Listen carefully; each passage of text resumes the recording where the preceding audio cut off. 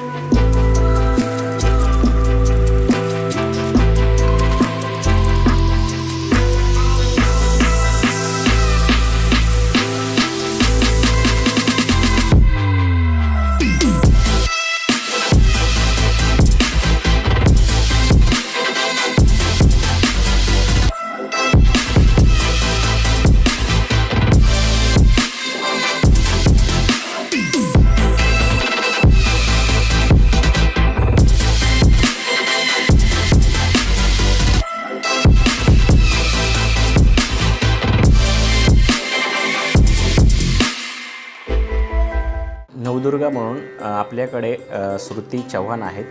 त्यांच्याकडून जाणून घेऊया की त्या नवदुर्गा कशा झाल्या आणि राज्यातील नवदुर्गांना त्या काय आवाहन करणार आणि काय माहिती देणार। आपलं प्राथमिक शिक्षण कुठे झालं?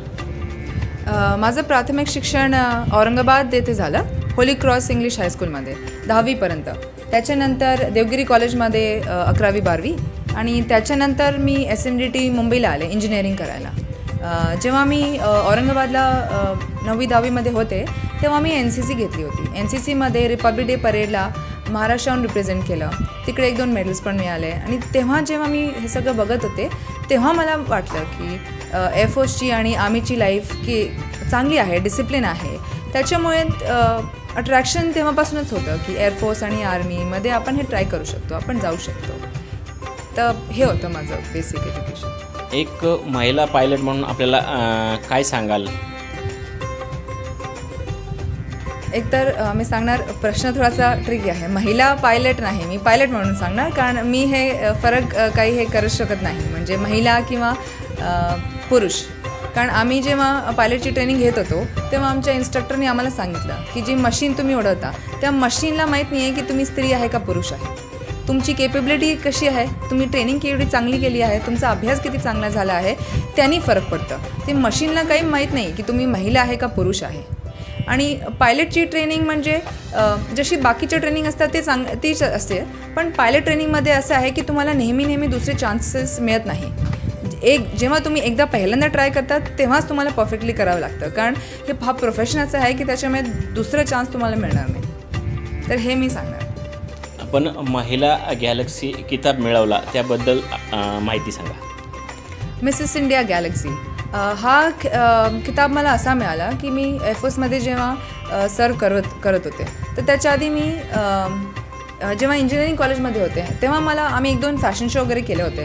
तर त्याच्यानंतर कधीतरी असं मनात होतं की मला परत एकदा पेजंटमध्ये जायचं आहे, एकदा परत रॅम्प वॉक करायची आहे। तर ते मी नेहमी माझ्या मनात होतं। तर एअरफोर्सला मी ॲप्लिकेशन टाकली आणि एअरफोर्सने एकदम आनंदात मला अप्रुव्हल दिला की जा तुम्ही पार्टिसिपेट करू शकता। तर तेव्हा मी पार्टिसिपेट केला और ऑल ओव्हर इंडियामध्ये मिसेस इंडिया इंक ही ऑर्गनायझेशन आहे, तर त्यांनी हा पेजंट कंडक्ट केला होता। त्याच्यामुळे ऑल ओव्हर इंडियामध्ये मी 2ऱ्या नंबरवर आले, म्हणजे फर्स्ट रनर अप। तर जे ते फर्स्ट, सेकंड आणि थर्ड होते, तर त्याच्याहून 2 जे मेन विनर आहेत त्यांना मिसेस वर्ल्ड आणि मिसेस इंडिया गॅलेक्सीमध्ये इंडियाला रिप्रेझेंट करायचा चान्स मिळणार आहे। तर ते चान्स मला मिळाले आहे। तर मिसेस इंडिया गॅलेक्सी हा खिताब माझ्याकडे असा आला कारण मी फर्स्ट रनरअप आहे आणि जे फर्स्ट रनरअप असतात त्यांना मिसेस इंडिया गॅलेक्सी म्हणून वर्ल्ड प्लॅटफॉर्मवर इंडियाला रिप्रेझेंट करायला मिळणार असं झालं। या क्षेत्रामध्ये येणाऱ्या नवीन तरुणींना आपण काय संदेश द्याल? मी हे सांगणार की हा क्षेत्र म्हणजे मी दोन्ही क्षेत्राबद्दल बोलणार एअरफोर्स आणि ग्लॅमर. एअरफोर्समध्ये मला हे सांगायचं आहे की जसे बाकीचे प्रोफेशन आहेत, डॉक्टर, इंजिनियर, आता मीडिया मॅनेजमेंट, न्यूज रीडर, हा पण तसाच प्रोफेशन आहे. हा काही वेगळं प्रोफेशन नाही आहे. पण याच्यासोबत तुम्हाला एक सेन्स ऑफ प्राईड मिळतं, कारण तुम्ही नेहमी एक युनिफॉर्ममध्ये असता. तुम्ही सुट्टीवर नसला तरी तुम्ही नेहमी एक युनिफॉर्म पर्सनल आहात. तर ती एक वेगळी प्राईड असते तुम्हाला की तुम्ही 24 तास देशासाठी काही ना काही करत असता. तुम्ही नॉर्मल पण चाललं असतं, काहीतरी वेगळंच असतं, काही उलटं झालं असतं, तर तुम्ही सगळ्यात आधी जाऊन बाय डिफॉल्ट म्हणजे तुमच्या आतून येणार की नाही, ही माझी रिस्पॉन्सिबिलिटी आहे की हे चुकीचं व्हायला नको. तर ही अशी रिस्पॉन्सिबिलिटी एका युनिफॉर्म पर्सनला येते. बाकी सगळ्यांना पण येते, बट बाय डिफॉल्ट कारण तुम्ही युनिफॉर्ममध्ये आहात ती रिस्पॉन्सिबिलिटी तुम्हाला आतून येते. आणि ह्या ग्लॅमर इंडस्ट्रीमध्ये मी सांगणार की ही ग्लॅमर इंडस्ट्री अशी सोपी नाही आहे. जसं आम्हाला परेडची प्रॅक्टिस करावी लागली तसंच आम्हाला हिलची प्रॅक्टिस पण करावी लागेल. मी सांगते हे तरुण आणि तरुणी जे पण आता यंग जनरेशन आहे त्यांना मी सांगते की तुम्ही हे दोन्हीही प्रोफेशन एकसोबत करू शकता. तुम्ही देशासाठी काही करा, पार्टिसिपेट इन पेजंट्सला पण जा, पण त्याच्या आधी जे तुमची बेसिक रिस्पॉन्सिबिलिटी आहे ॲज अ सिटिझन ते तुम्ही करा. एअरफोर्समध्ये या, आर्मीमध्ये या, नेव्हीमध्ये या, तुमचं जे काही तुम्ही देशासाठी देऊ शकता ते करा. जेव्हा तुम्ही तुमची बेसिक रिस्पॉन्सिबिलिटी केली आहे तर एअरफोर्स, नेव्ही आणि आर्मी ते ऑर्गनायझेशन आपोआप तुम्हाला प्रोत्साहित करतील की तुम्ही स्पोर्ट्समध्ये जा या पेजंट्समध्ये जा. तर हे दोन्ही तुम्ही एकसोबत करू शकता. हे प्लीज रिमेंबर. आपण आपल्या यशाचं श्रेय कोणाला देणार आहात? यशाचं श्रेय मी मेजरली 4 लोकांना देईन. लग्नाच्या आधी आईबाबा होते, नेहमी कधीही मला घरी डाऊट नाही आला की मी मुलगी आहे म्हणून असं काही करू शकणार का नाही करू शकणार. नेहमी होते. कधी असे चान्सेस होते की जेव्हा प्रॅक्टिसला जायचो आम्ही कोणीच नसायचे, पण आई मला रिक्षात घेऊन जायची म्हणे नाही कोणी नाही आलं तरी चालेल, तू स्वतः जा, तू एकटी असेल परेडला तरी कर. तर तसं मला प्रोत्साहन घरून मिळालं आहे. आणि ही सगळी रिस्पॉन्सिबिलिटी की तुम्ही करू शकता हे माझ्या बाबांनी बाबा कॉपरेटिव्हमध्ये होते, बाहेर दुसऱ्या गावी छोट्या गावाला राहायचे, पण तेव्हा त्यांना माझ्यावर आणि आईवर एवढा विश्वास होता दूर राहून पण की हे सगळं सोबत चांगल्या प्रकारे हे करतील आणि हे चांगलं करणार म्हणजे हे यशस्वी होणार. त्याच्यामुळे एवढा सगळ्यांनी भरोसा केला होता की म्हणजे यशस्वी न होणं हे ऑप्शनच नव्हतं. एवढा भरोसा आणि एवढं प्रोत्साहन तुम्हाला घरी मिळालं तर तुमच्याकडे यशस्वी न होणे ऑप्शनच नाही आहे. आणि मी लकी आहे की मला नवरा पण एवढा चांगला मिळाला की सेम प्रोफेशनमध्ये की त्यांनी कधीच मला असं सांगितलं नाही की तू हे करू शकते का नाही करू शकते.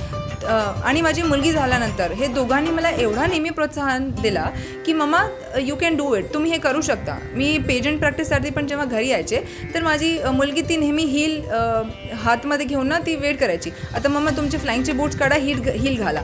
तर थोडा फनी आहे पण मी किचनमध्ये कुकिंग करायचे पण ते हील घालून कुकिंग करायची की ती प्रॅक्टिस करायला पाहिजे.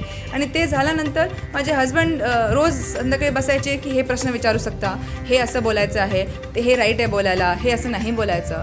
तर पूर्ण ऑल द टाईम मला एवढं सगळ्यांनी प्रोत्साहन दिला. तर मला असं कधी जाणवलंच नाही की मी मुलगी आहे की हे करू शकते का नाही करू शकते. आणि याच्यानंतर मी माझी सासूमा पण आहे, ती पण एवढी जास्त याच्या सगळ्यात म्हणजे इन्वॉल्ड आहे की तिने पण कधी मला असं विचारलं नाही की बेटा तू का करते. इनफॅक्ट ती जास्त अशी एकदम खुश होते की अरे वा माझी सून म्हणजे ना मिसेस इंडिया झाली आहे. तर आई आणि त्यांना दोघांना एवढाच सगळ्यांना असं प्राऊड आहे की म्हणजे मी हे सगळं केलं आहे. तर मी लकी आहे की सगळ्यांनी मला एवढं जास्त सपोर्ट दिला आहे. सगळ्यात आपल्याला नोकरीला लागल्यानंतर सुखद क्षण कोणता आहे त्याविषयी थोडं सांगा आणि आपल्या जीवनामध्ये दुःखद क्षण एक थोडी माहिती द्या. सुखद क्षण तर मी ते सांगेन जेव्हा मी एअरफोर्समध्ये कमिशन झाले 17 जून 2006 तेव्हा मी एअरफोर्समध्ये पायलट झाले. तर जेव्हा आम्हाला विंग्स लागल्यानंतर मी सगळ्यात आधी आईबाबांना भेटले. तर ते जे खुशी आणि ते जे एक्सप्रेशन त्यांच्या ह्याच्यात होतं ते प्राईसलेस. ते आता पण माझ्या डोळ्यात म्हणजे समोर एकदम फ्रेश आहे. ते एवढे प्राऊड होते, त्यांना एवढं म्हणजे आता पण मला असे काटे येतात बोलताना की एवढं प्राऊड हा मोमेंट होता त्यांच्यासाठी. आणि दुःखद असं मी सांगणार नाही, खूप एक्सपिरियन्स होते चांगले. पण एकदा असं झालं, माझे हजबंड पण पायलट आहेत, तर त्यांच्या एअरक्राफ्टचं कंट्रोल फेलियर झालं होतं. तर असं झालं की आम्हाला ते रेडिओ कॉम सेटवर कळलं की या कॉल साईनचा असा फेलियर झाला आहे. मला तर माहीत होतं की त्याच्यात हजबंड आहे. तर मी असं पळून बाहेर रनवेच्या तिकडे बघायला आले. मी आले, ज्युनियर्स होते, सिनियर्स होते, सगळे आले. तर त्या कंट्रोल फेजमध्ये काय होतं की हेलिकॉप्टर असं खाली यायचं आणि असं उलटं व्हायचं, परत ते कंट्रोल घ्यायचं, परत असं उलटं व्हायचं. तर माझे हजबंडचे सिनियर त्यांनी कंट्रोल टेकओव्हर केलं आणि त्यांनी ग्राउंडच्या एकदम जवळ आलं आणि असं इंजिन बंद केलं. जेव्हा इंजिन बंद केलं तर दगड कसं खाली पडतं तसं ते एअरक्राफ्ट खाली बसला. तर जेव्हा ते एअरक्राफ्ट खाली बसला मी आपले डोळे असे बंद केले. मला वाटलं की झालं आता गेम ओव्हर. पण मी म्हणते की गॉड एवढं भगवाननी एवढं म्हणजे अशी कृपा होती की सगळं त्या दिवशी कुणाला काही झालं नाही. एअरक्राफ्टला थोडं स्क्रॅचेस वगैरे झाले पण सगळे जिवंत बाहेर आले. तर तो क्षण माझ्यासाठी एवढा ओव्हरवेल्मिंग एक्सपिरियन्स होता की बाई मी माझ्यासमोर बघितलं, माझ्या हजबंड त्या एअरक्राफ्टमध्ये होते आणि ते क्रॅश होऊ शकला होता पण ते झालं नाही. तर हे दोन नवदुर्गा म्हणून देशातील तरुणींना, महिलांना काय संदेश द्याल? हे मी नवदुर्गा म्हणून नाही, मी नॉर्मल एक महिला म्हणून एक संदेश देणार आहे. मी म्हणते की तुम्ही जगात सगळ्यात जास्त इम्पॉर्टन्स कोणाला जर द्यायचं असेल तर तुम्ही स्वतःला इम्पॉर्टन्स द्या. कारण तुम्ही जर खुश असणार तर तुमचे घरचे खुश असतील. तुम्ही जेव्हा शांत आणि एकदम पीसफुल आहात तर तुमचे घरचे सगळे लोक एकदम शांतफुल पीसफुल असतील. तुम्ही स्वतःला जर एक रिस्पेक्ट दिली तेव्हाच बाकी लोकांना कळेल की हो हिची एवढी केपेबिलिटी आहे, हिची एवढी क्षमता आहे. तर तेव्हा लोक तुम्हाला तशी वेगळ्या नजरेने बघतात आणि तुम्हाला तसं रिस्पेक्ट देतात. आणि कधीही हे विचार करू नका की मी हे पर्टिक्युलर काही करू शकणार का नाही करू शकणार. एकदा ट्राय करून बघा. जास्तीत जास्त काय होणार आहे, तुम्ही सक्सेसफुल नाही होणार आहे. पण तुम्ही ट्राय नाही केलं तेव्हा तरी तुम्ही अनसक्सेसफुल आहात ना. तर ॲटलिस्ट ट्राय करून बघा. 50-50 चान्सेस आहेत की तुम्ही सक्सेसफुल होणार ऑटोमॅटिकली. तर ते तुम्हाला लक्षात ठेवावं लागेल. सगळ्यात जास्त इम्पॉर्टन्स तुम्ही स्वतःला द्या. त्याच्यानंतर तुमचा नवरा, त्याच्यानंतर तुमचे मुलं, त्याच्यानंतर तुमचे आईबाबा, त्याच्यानंतर कोणीही. सगळ्यात जास्त इम्पॉर्टन्स तुम्ही आहात. तुम्ही खुश तर बाकी सगळे खुश ऑटोमॅटिकली होणार. हे होते आपल्यासोबत कृती चव्हाण आणि यांनी आपल्याशी दिलखुश गप्पा मारलेल्या आहेत. नवदुर्गा म्हणून यांनी आपल्याला मोलाचं मार्गदर्शन केलं. NTVमध्ये आल्याबद्दल त्यांचे स्वागत. कॅमेरामॅन सचिन धुमाळसह सुरेश वांडेकर, वाघोली, पुणे.